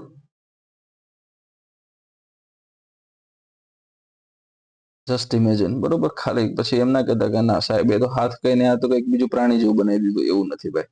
ઓકે, તો જ્યારે જ્યારે આ હાથ જે છે એ પાણીના સંપર્કમાં આવશે, તો પાણીના સંપર્કમાં આવવાના કારણોસર આ એનું જે પ્રાથમિક જે સ્તર છે, એટલે કે જે પહેલી ચામડી આપણને જોવા મળે છે, બરોબર, પહેલી જે ત્વચાનું જે સ્તર છે, બરોબર, એ ત્વચાનું સ્તર જે ફુગાઈ જશે, બરોબર, પાણીના સતત સંપર્કમાં આવવાના કારણે ફુગાઈ જશે અને ફુગાવાના કારણે શું થશે, એ ઉખડીને આગળ જતું જોવા મળશે. અથવા તો માછલીઓ જે છે એ ખોરાક તરીકે એનો ઉપયોગ કરી લેતા આપણને જોવા મળશે, બરોબર. એટલા માટે અહીંયા શું થયું, કે જે ફર્સ્ટ લેયર જે હતું ચામડીનું, જે પ્રથમ જે સ્તર હતું એ ફોગાઈને ઉખડી જતું આપણને જોવા મળે છે. તો એના પછી શું જોવા મળશે, તો એના પછી સેકન્ડ લેયર જોવા મળશે. ચામડીનું નીચેની તરફ આવેલું સેકન્ડ લેયર આપણને જોવા મળે છે. એટલે સુશ્રુતે કઈ રીતે અભ્યાસ કર્યો આમાં, કે ચલો ભાઈ ફર્સ્ટ લેયર એ આ પ્રમાણે આપણને જોવા મળ્યું, થોડા સમય પછી એ નીકળી ગયું, બરોબર. એના પછી એટલે ફર્સ્ટ લેયર પછી શું આવે છે, તો સેકન્ડ લેયર આવે છે. એ કેવું જોવા મળે છે, તો એના વિશે અમને માહિતી મળી ગઈ, બરોબર. સેકન્ડ લેયર પણ પછી ફોગાઈને નીકળી ગયું પાણીની સાથે સાથે. એના પછી થર્ડ લેયર, ફોર્થ, આ તે, બરોબર, નીચે જે મસલ્સ આવેલા છે, પછી જે અંદર તે હાડકા આવેલા છે, બરોબર, એના વિશે એમણે તમામ માહિતી આ પ્રક્રિયા, આ પદ્ધતિ દ્વારા મેળવી હતી, બરોબર. એટલે ટૂંકમાં એને કહેવાય છે કે હ્યુમન બોડીનો લેયર બાય લેયર એમણે અભ્યાસ કર્યો હતો, બરોબર. તો આ પણ એક સૌથી મહત્વની સિદ્ધિ છે જે સુશ્રુત સાથે જોડાયેલી આપણને જોવા મળે છે. ઓકે, નેક્સ્ટ એના પછી વાત કરીએ તો એ ક્ષેત્રમાં એક અન્ય પણ વૈદ્ય જોડાય છે, એ છે માધવકર. માધવકાર જોડાતા આપણને જોવા મળે છે, બરોબર, જે 7મી સદીમાં થઈ ગયા એવું મનાય છે. 7મી સદીમાં થઈ ગયા એવું માનવામાં આવે છે, બરોબર. તો તેઓ શું કરતા હતા, તો હાથની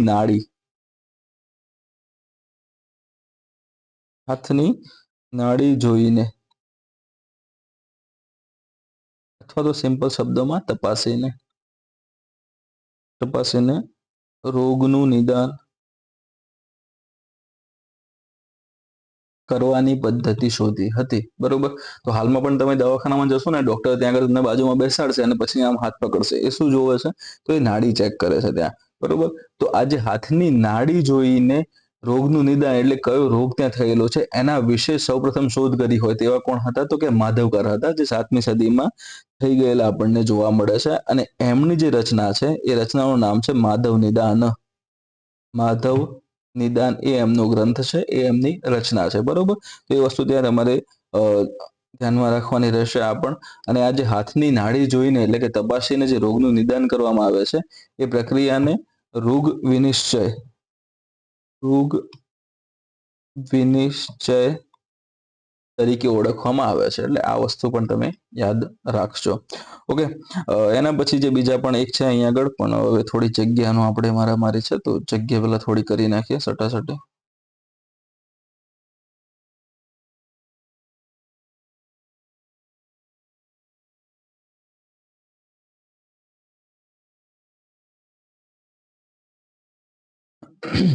ચલો એના પછી જે બીજા આપણને જોવા મળે છે એ છે સારંગધર. સારંગધર જોવા મળશે આ ક્ષેત્રમાં, બરોબર, જે 13મી સદીમાં થઈ ગયા હોવાનું મનાય છે. 13મી સદીમાં થઈ ગયા હોવાનું માનવામાં આવે છે, બરોબર. આમની રચના છે સારંગધર સંહિતા. સારંગધર સંહિતા એ એમની રચના છે, બરોબર. આમણે શું કર્યું હતું તો એની અંદર શેની ચર્ચા કરી છે તો મૂત્રનું અવલોકન, મૂત્રનું અવલોકન કરી બીમારી જાણવાનો ઉલ્લેખ કરેલો છે એમાં.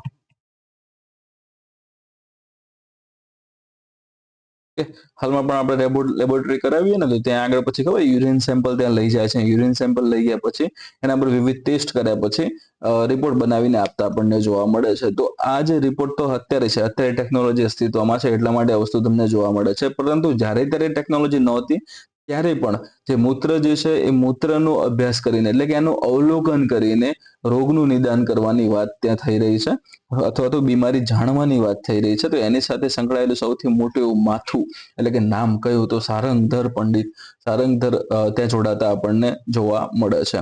ઓકે, અને એમની રચના કઈ છે તો સારંગધર સંહિતા એમની રચના આપણને જોવા મળશે. બીજી જે વસ્તુ હતી એમાં એમણે ત્યાં વાત કરી હતી કે ઔષધિ છે, ઔષધિમાં ડુંગળી જે છે ને, ડુંગળીનો ઉપયોગ કઈ રીતે કરવો અને કેટલા એના ફાયદાઓ છે, બરોબર, આ વિશેની પણ બધી માહિતી કોણે આપી હતી તો સારંગધરે એમના આ સારંગધર સંહિતાની અંદર આ બધી માહિતી આપેલી આપણને જોવા મળે છે. એટલે આ વસ્તુ આપણે સારંગધરમાં યાદ રાખવાની રહેશે. હવે નેક્સ્ટ જોઈએ આપણે તો નીચેના વિધાનો ધ્યાનમાં લો. જીપીએસસી ક્લાસ 1-2 2023ની પરીક્ષા હતી એની અંદર આ પ્રશ્ન પૂછાયેલો આપણને જોવા મળે છે. 4 વિધાન આપેલા છે. ગુપ્તકાળ દરમિયાન ચિકિત્સા વિષયના પોતાના કાર્ય માટે સુશ્રુત જાણીતા છે. પહેલું વિધાન આ છે. બીજું છે સુશ્રુત સંહિતા એ સંસ્કૃત ભાષામાં લખાયેલું શસ્ત્રક્રિયાનું પુસ્તક છે. ઓકે, બીજું વિધાન તમને આ જોવા મળે છે. ત્રીજી વસ્તુ તમને જોવા મળશે, સુશ્રુત એ સૌપ્રથમ ભારતીય શલ્ય ચિકિત્સક એટલે કે સર્જન છે. ઓકે, ચોથું વિધાન છે સુશ્રુત એ અનુનાસિક શસ્ત્રક્રિયા એટલે કે રાઇનોપ્લાસ્ટી સહિતના શલ્યતંત્ર એટલે કે શલ્ય વિજ્ઞાનના ખ્યાલ માટે જાણીતા છે. આ 4 વિધાન તમને જોવા મળે છે. નીચે ઓપ્શન આપેલા છે, એ વિધાનને તમારે જોયા બાદ આ ઓપ્શન તમારે ચૂઝ કરવાનો રહેશે કે જવાબ કયો આવે, એ, બી, સી અથવા ડી. આનો જવાબ તમારે નીચે કોમેન્ટમાં આપવાનું રહેશે, બરોબર. જો આ વિડીયોની હજુ વિચારી રહ્યા છે અમે કે પાર્ટ 2 કરીને યુટ્યુબની અંદર ચડાવશું ડેમોમાં, બરોબર. જો નથી ચડાવતા તો તમારે આ વિડીયોનો આ જે ક્વેશ્ચન છે એનો જવાબ તમારે જાતે શોધવાનો રહેશે. ઓકે, થોડી ઘણી મહેનત હવે તમે પણ કરો અને એ મહેનત અમે કરાવડાવશું પણ ખરા. ઓકે, તો આનો જવાબ તમારે પોતાની રીતે ત્યાં શોધવાનો રહેશે. એના પછી નેક્સ્ટ આપણે જોઈએ કે ચલો બીજો પણ એક પ્રશ્ન છે આમની સાથે સંકળાયેલો. નીચેના પૈકી કઈ જોડી સાચી રીતે જોડાયેલી છે, બરોબર. આરએફઓની પરીક્ષા હતી, ક્લાસ 2 આરએફઓ 2021માં જે પરીક્ષા લેવાઈ હતી પ્રિલિમ પરીક્ષા, એની અંદર આ પ્રશ્ન પૂછાયો હતો. તો પહેલું અહીં આગળ છે જોડકું નવનીતકમ તબીબી, બીજું છે પંચસિદ્ધાંતિકા ખગોળશાસ્ત્ર, આર્યભટ્ટિયમ ગણિતશાસ્ત્ર છંદ, સુશ્રુત સંહિતા શસ્ત્રક્રિયા. બરોબર, તો યાદ કરો નવનીતકમમાં મેં તમને કીધું હતું કે તબીબી ક્ષેત્ર સાથે એટલે કે ચિકિત્સા ક્ષેત્ર સાથે સંકળાયેલ ગ્રંથ છે. ખબર નથી કોણે લખ્યું છે, બરોબર, પરંતુ શેની સાથે સંકળાયેલું છે તો કે તબીબી વિજ્ઞાન સાથે સંકળાયેલું આપણને જોવા મળે છે, ચિકિત્સા ક્ષેત્રે સંકળાયેલું જોવા મળે છે. એટલા માટે આ જોડકું કેવું છે તો કે ભાઈ સાચું છે, બરોબર. બીજું છે પંચ સિદ્ધાંતિકા, એ શેની સાથે સંકળાયેલો છે તો ખગોળશાસ્ત્ર સાથે સંકળાયેલો છે. કેમ? કારણ ખગોળશાસ્ત્રની ચર્ચા આપણે કરી હતી ત્યારે પહેલા જ આપણને વરાહમિહિર મળ્યા હતા અને વરાહમિહિરે જ આ પંચ સિદ્ધાંતિકાની રચના કરેલી આપણને જોવા મળે છે. એટલા માટે આ વિધાન કેવું છે તો કે આ જોડકું કેવું છે તો કે સાચું છે, બરોબર. એના પછી આર્યભટ્ટિયમની વાત કરી હતી તો ગણિત શાસ્ત્ર છંદ છે તો કે હા, આ પણ સાચી વાત છે. ચોથું છે સુશ્રુત સંહિતાની વાત કરી, હમણાં જ આપણે થોડી વાર પહેલા ભણ્યા. તો સુશ્રુત સંહિતા શેના ઉપર રચાયેલું છે તો કે શસ્ત્રક્રિયા ઉપર રચાયેલું જોવા મળે છે, સર્જરી ઉપર રચાયેલું જોવા મળે છે. એટલે આ 4 જોડકા કેવા છે તો કે સાચા જોવા મળશે. એટલે જવાબમાં શું આવશે? સી જવાબ આવશે. 1, 2, 3 અને 4, બરોબર. આ જવાબ મેં તમને અહીંયા જ આપી દીધો છે. ઓકે, પેલો જવાબ તમારે આગળના પ્રશ્નનો જવાબ તમારે જાતે શોધવાનો રહેશે. નેક્સ્ટ હવે જોઈએ આપણે તો વાઘભટ્ટ જોવા મળે છે, બરોબર. વાઘભટ્ટ પણ ખૂબ જ ફેમસ છે આ ક્ષેત્રમાં, ચિકિત્સા ક્ષેત્રમાં. એમની રચનાઓ પણ ખૂબ જ વધારે વખણાય છે અને પરીક્ષામાં પૂછાતી આપણને જોવા મળે છે. તો રચનામાં તમે જોવો તો સૌથી વધારે એવી ફેમસ એમની રચના છે અષ્ટાંગ હૃદય. અષ્ટાંગ હૃદય એમની રચના છે અને બીજું છે અષ્ટાંગ સંગ્રહ. આ બંને રચના એમણે વાઘભટ્ટે કરેલી આપણને જોવા મળે છે. અને સમયગાળો કયો હતો તો એમાં પણ સેમ ગુપ્તકાળ દરમિયાન. બરાબર.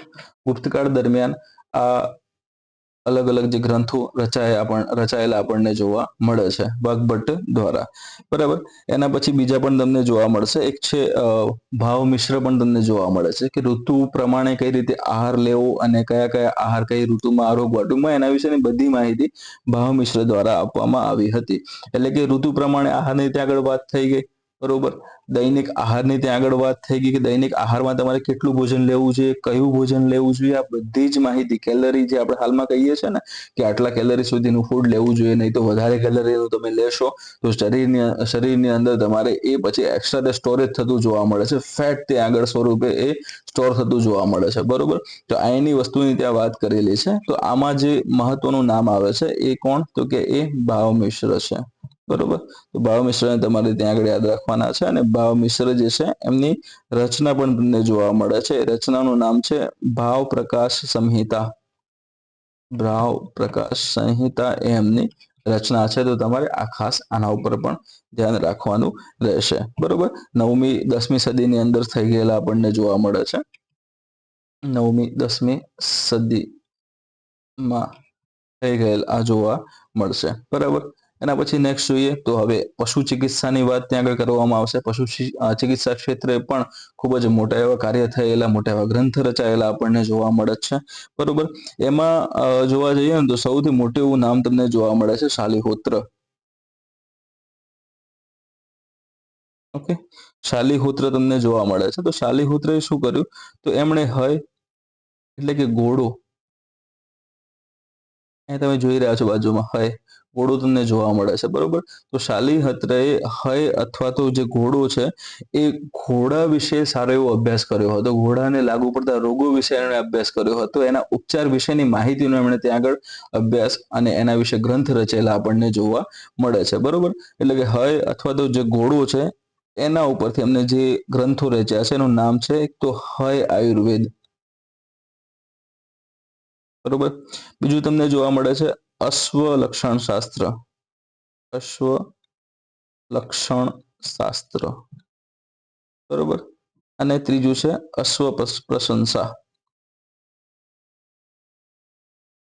ઓકે, આ ત્રણ રચના કરેલી જોવા મળે છે. કોના દ્વારા તો કે શાલિહોત્ર દ્વારા રચના કરવામાં આવી હતી. અને શાલિહોત્ર કયા ક્ષેત્ર સાથે અથવા તો કયા પ્રાણી સાથે સંકળાયેલા છે તો એમાં જવાબ આવશે અથવા તો ઘોડો, એનો ત્યાં આગળ જવાબ આવશે, બરોબર. એના પછી જે બીજું જે છે અહીંયા તમને હાથી જોવા મળે છે. તો હાથી સાથે સંકળાયેલા કયા છે તો કે પાલકપ્ય. અડધો અને આખું પાલકપ્ય આ હાથીના આયુર્વેદ સાથે જોડાયેલા આપણને જોવા મળે છે. અને એમની રચના છે હાસ્યાયુર્વેદ. આયુર્વેદ, બરોબર. જેમ આમણે ઘોડા ઉપર આ બધી પ્રક્રિયા કરી હતી, એના વિશે ચિકિત્સાની અને તબીબી વિશેની જે માહિતી આપી હતી, સેમ અહીં આગળ હાથી વિશેની તમામ જે અવલોકનો કર્યા, જે રોગોના અવલોકન કર્યા, એના નિવારણ માટેની જે પદ્ધતિ કોના દ્વારા આપવામાં આવી તો એ છે પાલકપ્ય દ્વારા. અને આ બધી ચર્ચા શેમાં કરેલી છે તો કે હાસ્યાયુર્વેદની અંદર કરેલી આપણને જોવા મળે છે. ટૂંકમાં હાથી વિશેની તમામે તમામ માહિતી, એને લાગુ પડતા રોગ અથવા એના પ્રજનન કાળની વાત કરવામાં આવે, એના બેબીઝની વાત કરવામાં આવે, બરોબર.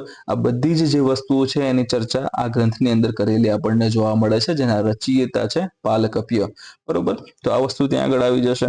એના પછી ફરીથી અહીંયા એટલે કે પશુ ચિકિત્સા ક્ષેત્રે અથવા તો ચિકિત્સા ક્ષેત્રે ગુજરાતીઓ પણ સંકળાયેલા જોવા મળે છે. કયા કયા તો પહેલા તમને જોવા મળે છે કૈયદેવ નિઘંટુ તમને જોવા મળશે, બરોબર.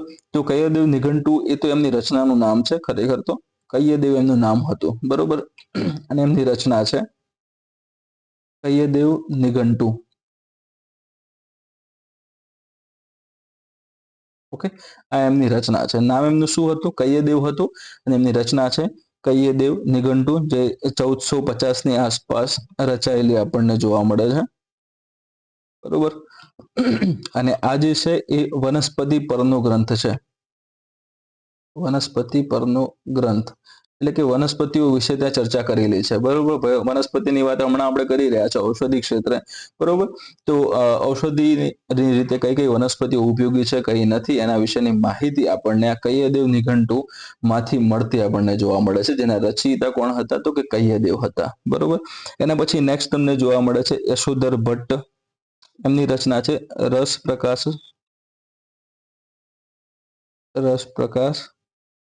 સુધાકર, જેઓ પોતે જુનાગઢના વાસી હતા. બરોબર. આમાં આટલું તમારે ધ્યાનમાં રાખવાનું છે. યશોધર ભટ્ટની રચના કરી તો કે રસપ્રકાશ સુધાકર. બરોબર. એના પછી ઝંડુ ભટ્ટ તમને જોવા મળે છે, જેમને અર્વાચીન યુગના આયુર્વેદ અને ઔષધિ વિજ્ઞાનના પ્રણેતા તરીકે ઓળખવામાં આવે છે. બરોબર. તો ઝંડુ ભટ્ટ છે એમને આ રીતે એટલે કે અર્વાચીન યુગના આયુર્વેદ અને ઔષધિ વિજ્ઞાનના પ્રણેતા તરીકે ઓળખવામાં આવે છે. એટલે એ રીતે આપણે પણ એમને યાદ રાખવાના રહેશે. ગુજરાતના છે, ગુજરાતમાં એમની કર્મભૂમિ રહેલી છે, જન્મભૂમિ રહેલી છે, એટલા માટે આપણે આ લોકોને યાદ રાખવાના છે. કદાચ અહીંયાથી પ્રશ્ન આવી શકે, કારણ કે ચેરમેન હસમુખભાઈ છે.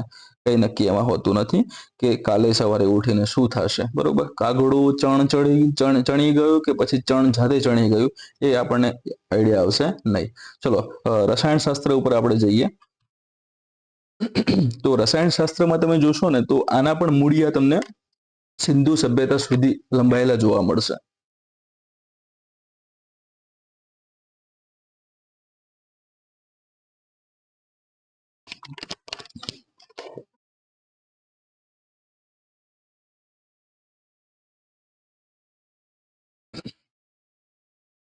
ઓકે, રસાયણ શાસ્ત્રની વાત કરી તો આના મૂળિયા આપણને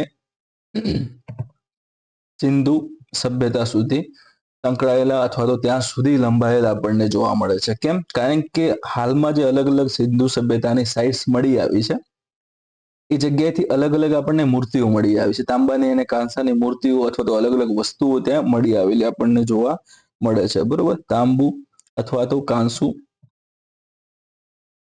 ઓકે, આ ધાતુની બનેલી અલગ અલગ મૂર્તિઓ આપણને મળી આવેલી જોવા મળે છે. એટલા માટે આ ધાતુ વિશેની વાત કરી તો એ ધાતુ વિજ્ઞાન વિશે તેઓ સારી રીતે જાણકાર હતા, એટલે કે ટૂંકમાં રસાયણો વિશે સારી રીતે જાણકાર હતા. એટલા માટે તેમણે આ જે કાંસુ જે છે એની પણ શોધ ત્યાં કરેલી આપણને જોવા મળે છે. બરોબર. તો અહીંયાથી એમની આ શરૂઆત થતી જોવા મળશે. આ ક્ષેત્રની શરૂઆત થતી આપણને જોવા મળે છે. બરાબર. અને એની અંદર જે સૌથી મહત્વનું અને મોટું એવું નામ તમને જોવા મળે છે એ છે નાગાર્જુન. એ નાગાર્જુન તમને જોવા મળે છે. બરોબર.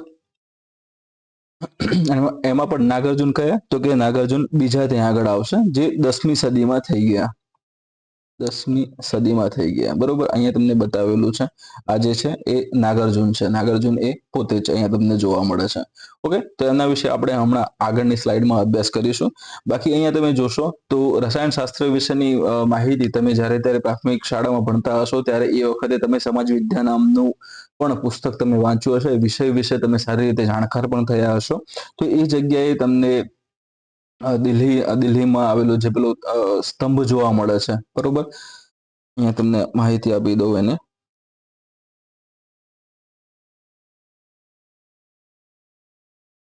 દિલ્હી ખાતે આવેલ ચંદ્રગુપ્ત બીજાનો વિજય સ્તંભ. ઓકે, ચંદ્રગુપ્ત બીજાનો ત્યાં આગળ વિજય સ્તંભ આપણને જોવા મળે છે. જે તમે જોવા જશો તો એ કંઈક 7 ટન વજનનો જોવા મળે છે અને 24 ફૂટ આપણને ઊંચું જોવા મળે છે. પરંતુ હજુ સુધી એને કાટ લાગ્યો નથી. બરોબર. હજુ સુધી આને કાટ લાગ્યો નથી. તો આ રસાયણશાસ્ત્રનો જ કમાલ ત્યાં આગળ કહી શકીએ, ધાતુશાસ્ત્રનો જ કમાલ આપણે એને કહી શકીએ, બરોબર. એટલે એક આ મોટી એવી વસ્તુ આપણને જોવા મળે છે. રસાયણશાસ્ત્રની વાત કરવામાં આવે તો એ વખતે આચાર્ય કણાદને પણ ચોક્કસથી યાદ કરવામાં આવે છે, બરોબર. આચાર્ય કણાદને પણ ચોક્કસથી યાદ કરવામાં આવે છે. એમણે કણ વિજ્ઞાન ઉપર સૌથી વધારે એવું કામ કરેલું જોવા મળે છે. એટલે કે કણ વિજ્ઞાન એટલે કે શું? તો કે એટોમિક સાયન્સ ઉપર એમણે સારું એવું કામ કરેલું જોવા મળે છે. ઓકે, તો એટલા માટે એમને એટલે કે આ ક્ષેત્રમાં એમણે સારા એવા કામ કર્યા, એટલા માટે એમને ભારતીય રસાયણના પિતા તરીકે એમને ભારતીય પરમાણુ શાસ્ત્ર ના જનક તરીકે ઓળખવામાં આવે છે, બરોબર. કોણે? તો કે આચાર્ય કણાદને, બરોબર. એટલે એ વસ્તુ તમારે ત્યાં યાદ રાખવાની રહેશે. બીજું જે હમણાં જે વાત કરી કે ભારતીય રસાયણશાસ્ત્રના પિતાની વાત કરવામાં આવી છે, બરાબર. ભારતીય રસાયણશાસ્ત્રના પિતા તરીકે કોને ઓળખવામાં આવે છે? તેમાં ત્યાં આગળ જવાબ આવશે આચાર્ય પ્રફુલ્લચંદ્ર રાય. ઓકે, તો આ વસ્તુ તમારે ધ્યાનમાં રાખવાની રહેશે. ભારતીય રસાયણશાસ્ત્રના પિતા તરીકે કોને ઓળખવામાં આવે છે? તો કે આચાર્ય પ્રફુલ્લચંદ્ર રાય. ત્યાં આગળ એનો ત્યાં જવાબ રહેશે, બરોબર. બાકી કણાદની વાત થઈ ગઈ આપણે, અને ભારતીય રસાયણશાસ્ત્રના પિતા પણ આવી ગયા. હવે જે મેન અને મહત્વની વસ્તુ જોવાની છે એ છે નાગાર્જુન પોતે, બરોબર. તો નાગાર્જુન વિશે આપણે વાત કરી લઈએ હવે. તો નાગાર્જુન બીજા તમને જોવા મળે છે ફોટોગ્રાફમાં, તો આ પ્રમાણે કામ કરતા આપણને જોવા મળે છે. અને અલગ અલગ મેં પબ્લિકેશનની બુક જે વાંચી હતી એમાં એમણે એવું લખેલું હતું કે એમણે સોનાની ત્યાં શોધ કરી હતી, બરોબર. પરંતુ સોનાની શોધ નથી કરી એમણે.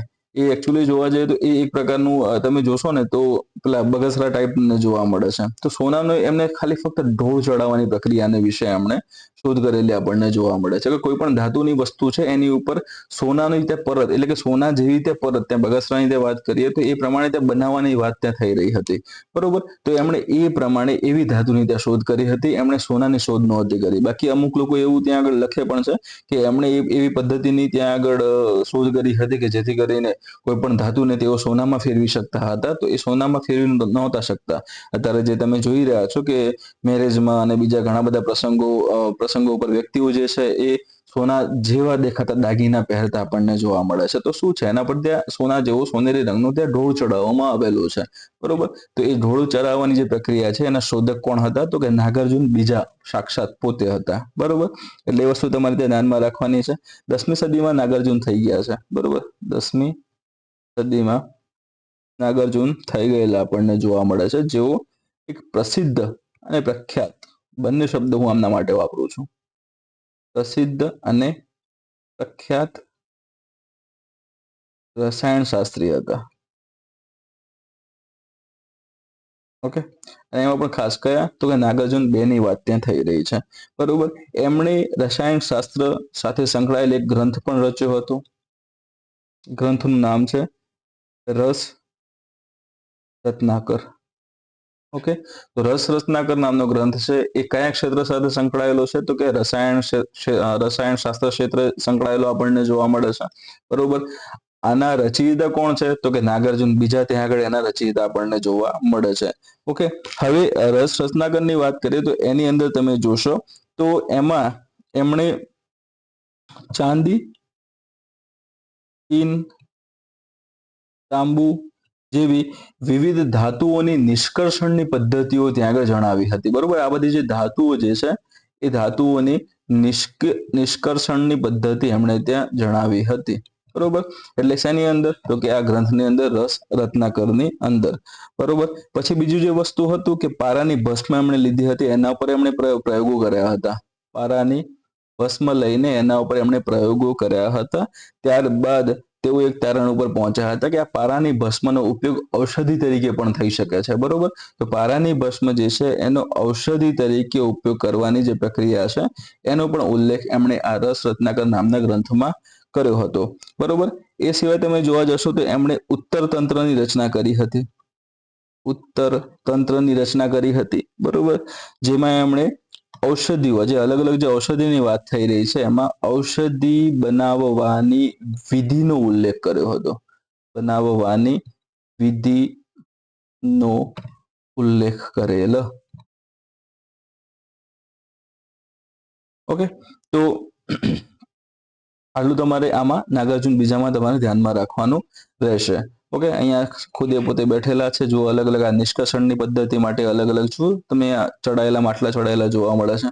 કદાચ તમે આ વસ્તુ ક્યાંક કોઈ એવા વિસ્તારમાંથી તમે નીકળ્યા હોય જે જગ્યાએ દારૂ કાઢવાની પ્રક્રિયા થઈ રહી હોય તો એ પણ આ જ વસ્તુ આવશે. નિષ્કર્ષણ નિષેધનની ત્યાં પદ્ધતિ ત્યાં ફોલો થતી આપણને જોવા મળે છે. તો એ પણ તમે જોજો કે માટલું હશે, માટલા પર માટલું ચડાયું હશે ને અહીંયાથી એક નળી બહાર નીકળતી હશે, બરોબર, પાણી જેવું કોઈ કુંડ જેવી જગ્યા હશે જે જગ્યાએ ઠંડુ પાણી આપણને જોવા મળશે. અને એ જે આ જે પાઇપ જે આવે ને એ કોઈક નાનું એવું પાત્રની અંદર ત્યાં આગળ એ પાઇપનું મોઢું ખુલતું આપણને જોવા મળશે અને પાત્રની આસપાસ પાણી રહેલું જોવા મળે છે, બરોબર. જેથી કરીને આ અહીંયાથી જે પણ જે બાષ્પ જે છે, જે ભાપ હોય છે એ આ નળી મારફતે સીધી અહીંયા પાત્ર તરફ આવતી જોવા મળશે. એ સીધી બહાર નીકળશે તો આસપાસમાં જે પાણી આવેલું છે એ પાણીના કારણોસર એ જે બાષ્પ છે એ ઠંડી પડતી આપણને જોવા મળે છે. ઠંડી પડીને એ બાષ્પમાંથી પાણીમાં એટલે કે લિક્વિડ ફોર્મમાં ફેરવાતી આપણને જોવા મળે અને પછી એ લિક્વિડ ફોર્મમાં ફેરવાયા બાદ આ પાત્રની અંદર એક એક ટીપું ટીપું પડતું પડતું પછી આખું પાત્ર ભરાતું આપણને જોવા મળે છે. અને આ જે વસ્તુ છે એ જ લોકલ ભાષામાં એને પહેલી ધારના દારૂ તરીકે ઓળખવામાં આવે છે, જેનો ખાસ કરીને ઉપયોગ ઔષધિ ક્ષેત્રે કરવામાં આવે છે. નાના બાળકોને જ્યારે છાતીમાં કફ જમા થઈ જાય તો એમને થોડેક ચમચીમાં જે પહેલી ધારનો જે દારૂ કહેવામાં આવે છે એ લઈને જો ઘસી દેવામાં આવે ને તો એ કફમાં પણ ઘણી બધી રાહત મળે છે, બરોબર. ઘણા બધા ક્ષેત્રોમાં હાલ પણ હું જાણું છું અને જોઉં છું એ પ્રમાણે કે એની અંદર થોડી ઘણી હળદર મિક્સ કરીને પણ ઉપયોગમાં લેવામાં આવે છે જેથી કરીને કફ અને શરદી સામે લડી શકાય, બરોબર. તો અલગ અલગ ક્ષેત્રોમાં અલગ અલગ પ્રમાણે એના ઉપયોગ ત્યાં થઈ રહ્યા છે. તો આ વિષયની માહિતી પણ કોણે આપી હતી તો કે નાગાર્જુન દ્વારા આપવામાં આવી હતી. ઓકે, તો એટલું વસ્તુ તમારે ત્યાં ધ્યાનમાં રાખવાનું રહેશે. એ પછી નેક્સ્ટ જોઈએ આપણે પ્રાચીન યુગમાં નીચેના પૈકી કોણ વ્યવસાય રસાયણશાસ્ત્રી હતા? તો આ જીપીએસસી ક્લાસ 1-2 નો ક્વેશ્ચન છે. 2019માં જે પરીક્ષા લેવાઈ હતી પ્રિલિમ એની અંદર આ પ્રશ્ન પૂછાતો આપણને જોવા મળ્યો છે. એમાં સ્પષ્ટ પૂછ્યું છે કે કોણ વ્યવસાય રસાયણશાસ્ત્રી હતા. 4 ઓપ્શન આપેલા છે. કયા કયા? તો કે અપસ્તંભ, વરાહમિહિર, બ્રહ્મગુપ્ત અને નાગાર્જુન. તો સીધી જ વાત છે, હમણાં જ તમે અભ્યાસ કર્યો છે, બરોબર. કોણ જવાબ આવશે? ડી, નાગાર્જુન આવશે. નાગાર્જુન વ્યવસાય શું હતા તો કે પ્રસિદ્ધ રસાયણશાસ્ત્રી હતા. એ સિવાય તમે જોશો તો અલગ અલગ બીજા પણ ગ્રંથો છે, એના રચયિતા છે એ 4-5 જણા એવા છે જેનો આપણે ઉલ્લેખ કરવો જરૂરી છે. તો એમાં પિંગલ આવે છે પહેલા તો, બરોબર. પિંગલે પોતાનું છંદ શાસ્ત્ર રચ્યું હતું. એટલે છંદ શાસ્ત્રના રચયિતા કોણ હતા તો કે પિંગલ હતા, બરોબર. એના પછી જોવા જઈએ તો નારાયણ પંડિત આવે છે. ઓકે, નારાયણ પંડિત આવે છે. તેમણે ગણિત કૌમુદી અને બીજગણિત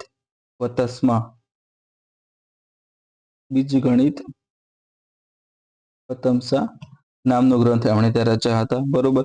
એ પછી તમે જોવા જાઓ તો બ્રાભ્રવ્ય પંચાલ છે.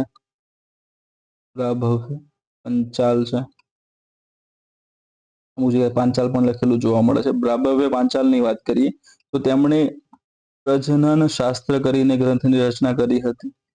ઓકે, અને એ સિવાય જે છેલ્લે આપણને જોવા મળશે એ છે વાત્સ્યાયન, જેમણે કામસૂત્રની રચના કરી હતી, બરોબર. તો વાત્સ્યાયને શાની રચના કરી હતી તો કામસૂત્રની રચના કરેલી આપણને જોવા મળે છે. એના પછી એટલે કે આ બધો સમયગાળો જે પૂરો થયો એના પછી અંધકાર યુગનો સમય આવતો આપણને જોવા મળે છે. મુગલો છે, પછી અલગ અલગ જે પશ્ચિમી આક્રમણકારીઓ છે એના આક્રમણ થતા આપણને જોવા મળે છે. તો એ આક્રમણ થવાના કારણોસર એ જે વખતના જે મહાન વિદ્વાનો હતા, વૈદ્યો હતા, બરોબર. તો એ વૈદ્યો જે છે એમને રાજ રજવાડાઓનું ત્યાં આગળ સંરક્ષણ પ્રાપ્ત થયેલું હતું. એમના દ્વારા એમને એક નિશ્ચિત રાશિ આપવામાં આવતી હતી જેથી કરીને એ પોતાનું ઘર ગુજરાન ચલાવી શકતા હતા અને નવી નવી શોધો કરી શકતા હતા, બરોબર. તો પછી આજે જે સમયગાળો આવ્યો એ વખતે એમના જે આપવામાં આવતા જે પણ જે રાશિની જે એટલે કે મૂલ્ય પૈસાની વાત કરીએ તો એ આપાતી ત્યાં આગળ બંધ થઈ ગઈ. બીજી વસ્તુ એવું હતું કે અમુક તો પશ્ચિમી આક્રમણકારી એવા હતા જે ભારતને આ ક્ષેત્રમાં આગળ વધતા જોઈ શકવા પણ આમ શું કહેવાય રાજી નહોતા, ખુશી નહોતા. એટલા માટે એ એવા વૈદ્યોને ઘણી ઘણીને એમને ત્યાં મારી નાખ્યા હતા અથવા તો એમને ત્યાં કોટરીમાં કાલકોટરીમાં પૂરી દીધા હોય એવા પણ ઘણા બધા આપણને પુરાવાઓ જોવા મળે છે. બરોબર. એટલે આ બધા સમયગાળાને હું એક અંધકાર યુગ તરીકે વર્ણવું છું. ક્યાં સુધી તો કે 1947 સુધી આવો અંધકાર યુગ આપણને જોવા મળે છે. વચ્ચે ખાલી એક જ ત્યાં અપવાદ જોવા મળે છે. એ કયું? તો સવાઈ જયસિંહ વખતનો. સવાઈ જયસિંહ જે છે એ સારી એવા વિજ્ઞાનમાં રસ લેતા આપણને જોવા મળ્યા હતા અને એટલા માટે જ એમણે વિજ્ઞાનમાં રસ લઈને ખગોળશાસ્ત્રમાં રસ લઈને એમણે અલગ અલગ 5 જગ્યાએ વેધશાળાઓ બંધાવી હતી. બરોબર. તો આ વસ્તુ તમારે ધ્યાનમાં રાખવાની છે. 1947 પછી ભારત દેશ આઝાદ થાય છે અને આઝાદ થયા બાદ એ પોતાના વિજ્ઞાન ક્ષેત્રે પછી અલગથી એના ડિપાર્ટમેન્ટ ત્યાં બને છે. બરોબર. અલગ અલગ ત્યાં મિનિસ્ટ્રીઓમાં એમનું ત્યાં આગળ જે કાર્ય છે વહેંચાતું આપણને જોવા મળે છે. મિનિસ્ટ્રી તરફથી પૈસા આવતા જોવા મળે છે અને પછી R&D સેક્ટર ત્યાં વધારે વિકાસ થતું જોવા મળશે અને પછી એ આ ક્ષેત્ર સ્ટ્રોંગ થતું જોવા મળે છે. ઓકે, તો આ વસ્તુ તમારે ત્યાં ધ્યાનમાં રાખવાની છે. નેક્સ્ટ જોઈએ એમાં તો હજુ જો તમે અમારી સાથે જોડાયા નથી તો અમારી સાથે જોડાવા માટે કલર પહેલા ચેન્જ કરી લો. બરોબર. ઓકે, અમારી સાથે જોડાવા માટે ટેલિગ્રામની ચેનલ છે આપણી. ટેલિગ્રામની ચેનલ છે HK GPSC કરીને. બરોબર. અથવા તો તમે સિમ્પલી ટેલિગ્રામમાં જઈને HK GPSC સર્ચ કરશો તો સિમ્પલ છે. આ રીતના લોગો વાળી અમારી ચેનલ મળી જશે અને એ જગ્યાએ જઈને તમે અહીંયા આપણી ચેનલ સાથે જોડાઈ શકો છો, જેમાં તમને તમામ કોર્સ વિશેની માહિતી અથવા તો નવા કોઈ પણ આવનાર કોર્સની ડિટેલ્સ અથવા નવા આવનાર કરંટ અફેર્સની લિંક, બરોબર, આ બધું તમને અહીં આગળ મળી રહેશે. અને જો વિડીયો સારો લાગ્યો હોય તો લાઈક કરજો. બરોબર. અને ફોલો કરવાનું ચોક્કસથી ભૂલતા નહીં. ઇન્સ્ટાગ્રામની વાત કરીએ તો ઇન્સ્ટાગ્રામમાં પણ અમે ઉપલબ્ધ છીએ. બરોબર. આ વસ્તુ તમે તમારી રીતે જોઈ લેજો. એમાં આપણે વધારે ટાઈમ વેસ્ટ કરવા માંગતા નથી. બરોબર. ટૂંકમાં 2 પ્લેટફોર્મ સારા એવા છે, એના પર કામ સારું એવું થાય જ છે અને જો તમે આ 2 ઉપર નથી તો તમારે પછી આ વસ્તુને વિચારવાનું રહેશે. ઓકે, આ અમારું આઈડી છે. બરોબર. અને આ આપણો HK GPS નો આઈડી છે. તમે ત્યાંથી પણ ફોલો કરીને અમારી સાથે જોડાઈ શકો છો. બરોબર. એટલે ટૂંકમાં આપણો જે આ ફર્સ્ટ જે ટોપિક હતો જેની વિશે આપણે ચર્ચા કરી રહ્યા હતા એ ફર્સ્ટ ટોપિક અહીં આગળ પૂરો થાય છે. બરોબર. ફર્સ્ટ ટોપિક અહીં આગળ પૂરો થાય છે. એના વિશે તમે જોયા એ પ્રમાણે PIQ તમે જોયા છે જોડે જોડે, એટલે એના વિશે તમને સારી એવી માહિતી મળેલી જ છે કે પ્રશ્નો અહીંયાથી પૂછાય છે. બરોબર. તો એને સ્કીપ કરવો એ શું કહેવાય સારું એવું કામ નથી. બરોબર. એટલે કે શાણપણથી કામ લેવાનું છે. સ્કીપ કોઈ વસ્તુ કરવાની નથી અને આ તો સાવ ઈઝી છે. બરોબર. આને સ્કીપ કરીને આપણે ક્યાંય જવાનું છે નહીં. સો અહીંયા આપણે આ સેશન જે છે એને પૂર્ણ કરીએ છીએ અને નેક્સ્ટ સેશન જે હશે કે નેક્સ્ટ જે આપણો વિડીયો આવશે એ હવે ટોટલ આપણી જે ટેલિગ્રામ પ્રાઇવેટ ચેનલ છે એની અંદર જ ઉપલબ્ધ રહેશે. એ જે પણ વિદ્યાર્થીઓ કોર્સ ખરીદ્યો છે ફક્ત એમના માટે એ ઉપલબ્ધ રહેશે. કોર્સ વિશેની તમામ માહિતી અને એની જે તમામ નોટિફિકેશન જે પણ આપણે બધી વાત કરી છે, નોટિફિકેશન નહીં, ઇન્ફોર્મેશન, એ બધી જ માહિતી આપણે ઓલરેડી આ જે ડેમોનો જે પાર્ટ 1 જે હતો એની અંદર આપી દીધી છે. તો જે એવા વિદ્યાર્થીઓ જે છે તે ડાયરેક્ટ પાર્ટ 2 થી જોડાયા છે તો તેઓ પાર્ટ 1 જોઈ લે, ત્યાંથી એમને બધી માહિતી મળી રહેશે. સૌથી મહત્વની વસ્તુ આજે આપણે આ જે ટોપિક ચાલ્યો છે એ ટોપિકની નોટ્સની વાત કરીએ. બરોબર. તો એ નોટ્સ જે છે એના જે ફોટોઝ છે એ ફોટોઝ હું તમને કાલ સાંજ સુધીમાં આપણી જે ટેલિગ્રામ ચેનલ છે, બરોબર, પ્રાઇવેટ ટેલિગ્રામ ચેનલ, એની અંદર હું શેર કરી દઈશ. બરોબર. જેથી કરીને તમે ડાયરેક્ટલી ત્યાંથી આ નોટ્સ આપી શકો, લખી શકો. બરોબર. મળીએ ત્યાં સુધી નેક્સ્ટ સેશનમાં. ઓલ ધ બેસ્ટ ત્યાં સુધી. જય હિન્દ, જય ભારત.